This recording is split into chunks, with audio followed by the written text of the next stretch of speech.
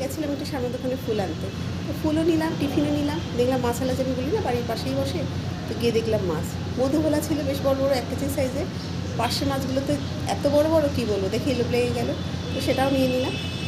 কাতলা মাছ নিতাম, কাতলা মাছের সাইজটা খুব ছোটো ছিল। এই দেখো পাশের সাইজটা দেখেছো? মধুভোলাটাই করবো আজকে। দারুণ ছিল, দারুণ। পার্শে মাছের সাইজটা দারুণ ছিল। যাই হোক, এখানে বসিয়ে দিয়েছি চা, চা হয়েও গেছে। আর এখানে দুধ জাল দিচ্ছি, যেটা আমার সকাল থেকে একদমই দেওয়া হয়নি। আর এখানে কিনে নিয়ে এসেছি টিফিন, কচুরি আর ঘুগনি দিয়েছে আজকে। তা চলো, আর ঠাকুরের ফুলটা তোমাদের দেখাই, চলো। ফুলটা এত সুন্দর দেয় না ছেলেটা। এই দেখো, দুদিনে 2টো প্যাকেট নিয়ে নিলাম, আবার শনিবার নেব, ব্যাস হয়ে যাবে। চলো, প্রচণ্ড জোর খিদে পেয়েছে, খেয়ে নিই।